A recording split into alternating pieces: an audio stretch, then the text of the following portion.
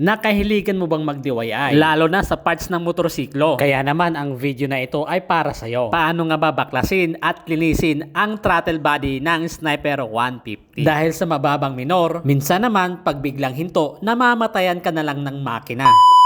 Unang bira ng ating video. Heto ang butas kung saan nakalagay ang idle screw. Sa bandang ilalim ng butas kung saan tinutulak ng screw, may dalawa kayong matatanggal. Ito nga ay washer at o-ring. Pagkatapos ko natanggal ang maliliit na pyesa, lilinisan ko ito ng cotton nang ganito yung forma. Hindi ko nga ito recommended kasi naman pwedeng bumara ang cotton sa maliit na butas at baka nga hindi nyo na ito matanggal. Sa butas na to, ito ang ating lilinisin. Bababaran muna natin ng gasolina para yung mga dumi sa loob ay magsisipaglambutan. Swak na swak nga lang sa butas ng idle screw yung cotton na ginamit ko dito. Patunay sa bawat andar ng motor natin, may mga duming kumakapit dito. Bago ko pa nga ito kinunan ng video, nilinisan ko na nga yung butas kung saan nakalocate yung idle screw. At ito nga yung mga cotton na ginamit ko. Bago ko linisin ang ibang mga butas, bababaran ko muna ito ng gasolina para naman yung ibang mga dumi ay mabilis ko lang matanggal. Huwag nyong lakihan ang cotton na gagamitin nyo dito mga katropa. Dapat katamtaman lang sa butas na inyong lilinisin. Katulad ditong bagong gawa ko. Butas naman ng TPS ang tutusukin ko dito mga katropa. Medyo malaki nga ang butas ng TPS at wala rin itong problema kung sakaling bumara. Dire-diretso lang kasi ang butas nito. Yung komplikado yung may mga kanto-kanto. Ang sunod kong lilinisin, isang extra ng lagayan ng injector. Kahit hindi nga ito ginagamit mga katropa, nagkakaroon pa rin ito ng dumi. Pangatlo nating lilinisin mga katropa, yung dulo ng butas kung saan nakabaon yung idle screw. Dito nga, tumatagos ang hangin at dadaan sa maliit na butas kung saan andon nakapwesto yung dulo ng screw at sa kabilang parte ng throttle body doon nagmumula ang hangin. Kaya naman kung marumi nga ito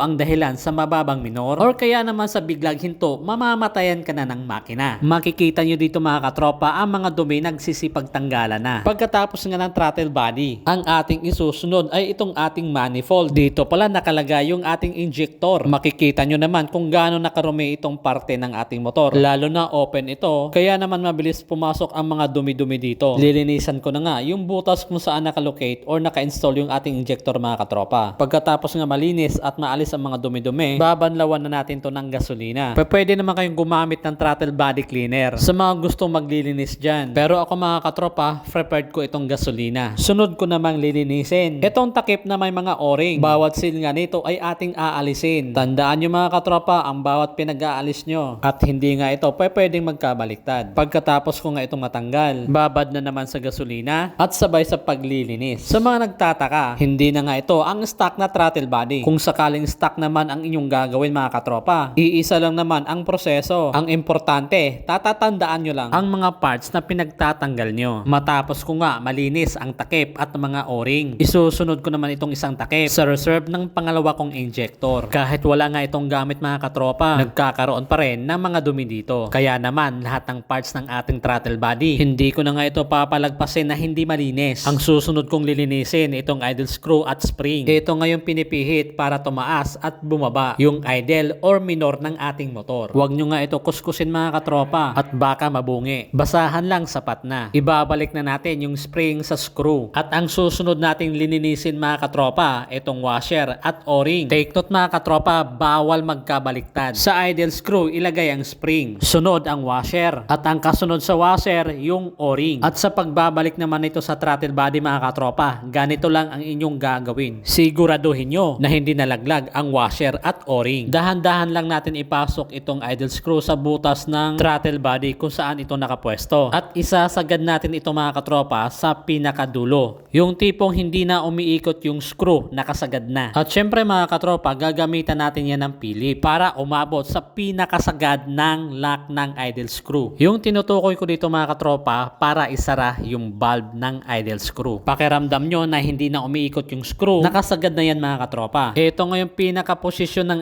idle screw mga katropa kung saan sagad na yung sarado niya. Bago ko nga binaklas itong idle screw at para mabalik sa tama ang minor, nagbilang ako ng ikot mga katropa hanggang maklose ko yung valve or masagad ang close position ng idle screw. Dahil may bilang nga ako dito, ibabalik ko na. So heto na yung pinakataas tamang posisyon kung saan bago natin binaklas yung idle screw natin mga katropa. Kung sakaling nakalimutan nyo at hindi nyo nabilangan, mag-adjust na lang kayo sa idle screw kapag pinapaandar nyo na ang makina. Ito na nga ang tamang posisyon ng aking idle screw. Ang susunod nating lilinisan itong ating injector. Ito nga ang unang part ko na tinanggal. Mapapansin nyo dito ang isang pin na binabaon sa ating manifold. Kasunod naman itong gasket. Ito naman yung ating injector mga katropa. Hindi ko na nga muna ito isinalang sa machine. Ito naman yung ating TPS mga katropa. Hindi ko nga ito binababad sa mga cleaner. Baka kasi ito mapasukan at ang dahilan ng pagkasira. Pagkatapos ko nga malinisan ang mga parts ng aking throttle body, una nating ibabalik ang TPS at huwag kalimutan ang o-ring. Sa puntong ito, sinasalpak ko na nga ang ating throttle position sensor at ibalik ang dalawang tornilyo na nagpapakapit nito. Ang susunod natin ibabalik mga katropa, ang takip para sa reserve ng pangalawang injector sa throttle body. Lalagyan natin ng kunting langis para hindi magkaroon ng lamat ang mga o-ring sa pagbalik. Ang isusunod naman natin mga katropa, isang takip pa rin at huwag na huwag kalimutan ang mga o-ring na pinagtatanggal. Lalagyan nyo ito ng kunting langis para maiwasan ang pagkasira nito. At inuulit ko mga katropa kung paano nyo tinanggal. Ganon din siyempre ang pagbabalik. Sa puntong ito mga katropa, baliktaran naman ang takip sa paglalagay nito. Huwag lang magkabaliktad sa mga o-ring. Matapos malagay ang mga tornilyo mga katropa, ang susunod naman nating ibabalik yung ating injector at mga gasket. Uunahin mo nating ibalik ang gasket dito sa injector para malaman kung saan ang taas at baba nitong gasket. Mapapansin nyo nga yan sa mga markings. At ito naman yung ating isusunod mga katropa. At dapat nasa baba ang posisyon ng pin nito para masalpak sa butas ng manifold. Matapos ko nga ma-assemble ang aking injector mga katropa, lalagyan ko nga ng kunting langis ang aking o-ring dito para naman hindi magkaroon ng lamat pag sinalpak ko na ito sa manifold. Sa paglalagay ng injector dito mga katropa, ikot-ikotin nyo lang ng bahagya hanggang bumaon. Ito ang dahilan kung bakit tayo naglangis mga katropa. Kasi kung walang pampadulas dyan, pwedeng maputol or masira ang ating o-ring. Kapag nasa tamang posisyon na yan mga katropa, maglalak na ang injector sa ating manifold at ibabalik naman natin ang tornilyo at hihigpitan. Sa mga bagong napadpad sa aking Facebook page mga katropa at nagkaroon ka ng idea kung paano nga ba maglinis ng throttle body, i-follow nyo naman ako. Ang susunod nating lilinisin, etong goma na nagdudugtong ng manifold at throttle body. Kapag makapal kasi ang dumi dito mga katropa, pwedeng magkaroon ng singaw at hindi makadiretso yung hangin papuntang combustion area. Madali lang naman ang pag-i-install nito mga katropa. May guide naman yan katulad nito at susundan mo lang. Dapat yung guide ng manifold swak sa butas ng goma. Ito naman yung lock para sa goma kung saan nagdudugtong ang manifold at throttle body. Sa pag-a-assemble ng manifold, una ko nga itong kinakabit sa head para hindi ako hirap sa pagbabalik ng throttle body. Ito naman yung lock ng ating hose para sa injector. Yung kapiraso na yan kung saan nakatutok yung ating daliri ay dapat nakaangat para matanggal at maibalik ang hose lock na yan sa ating injector katulad ng nasa video mga katropa. Hindi nga muna natin ito ibabalik kasi mag-a-assemble muna ako dito sa lock ng goma kung saan dinudugtong nito ang manifold at throttle. Matapos ko nga malagay yung goma mga katropa, ang susunod ko namang i-assemble itong aking throttle body. Sa pagsasalpak nito sa manifold, susundan lang ang isang guide para magswak sa butas ng goma at sa throttle. Ito nga yung guide na sinasabi ko sa ating throttle body mga katropa at ipapasok o isaswak lang natin yan sa goma. At syempre mga katropa, dapat tugma yung mga guide nila para naman maiwasan yung pagsingaw sa makina. Matapos nga natin ma-confirm na tama na ang lahat, isusunod nating ikakabit yung socket ng ating TPS. Kasunod nito ang socket ng injector. Matapos natin makabit ang throttle body at mga socket ng ating mga sensor, sunod naman nating isasalpak itong hose lock ng ating injector. Mararamdaman nyo naman kung nag-lock na nga dahil may maririnig kayo na isang tunog. Sign yan na nakalock na nga ang ating hose lock sa ating injector. Matapos makabit ang lahat-lahat dito sa bandang kanan, hihigpitan na natin yung goma kung saan dito nagdudugtong ang manifold at throttle body mga katropa. Sa bandang kanan ng ating throttle body, matatagpuan ang throttle cable. Ito naman ang posisyon ng bawat kable. Ang matabang tornilyo na ito, dito yan sa baba, nakapwesto. Itong payat at medyo mahaba dito sa bandang itaas. Hindi ko na nga maipapakita sa inyo kung paano ko kinabit ang ulo ng ating kable dito sa matabang tornilyo. Yung ulo ng kable nito, dito nyo ilalagay. Pagdating naman sa payat na tornilyo, yung ulo ng kable nito, dito nyo naman ikakabit mga katropa. Matapos natin maikabit ang dalawang kable dito sa ating throttle body, maghihigpit na nga tayo ng dalawang tornilyo para para sa ating throttle cable. Matapos ko nga maibalik lahat ang aking pinagbabaklas mga katropa, magsasalin muna ako ng bagong langis dito sa aking makina. Ang una kong ibabalik ay ang aking drain plug. At syempre, nilinis ko muna ito ng gasolina. Matapos ko nga maikabit ang drain plug, kuting higpit ay okay na. Huwag lang masyadong mapuwersa, baka mabungi. Ang sunod ko namang nilinis ang cover ng ating oil filter at pinunasan ang oil ring. Matapos nga ang paglilinis nito, syempre binalik ko ito mga katropa. At syempre hindi natin makakalimutan ang bago nating oil filter. Kailangan yan. Sa pag-i-install nito, dapat yung butas ay nasa labas. Pagkatapos nga mailagay ang oil filter, maghihigpit tayo ng tornilyo dito sa ating cover. Sabay salin ng bagong langis, syempre motol. May kanya-kanya naman tayong test pagdating sa mga langis mga katropa. Pakiramdam ko, dito kasi hiyang ang aking makina. Pagkatapos magsalin, kinabit ang breather, ibinalik ang hose kung saan nakakonect sa water pump assembly. Sabay po start kung nasa normal na nga ba ang idle.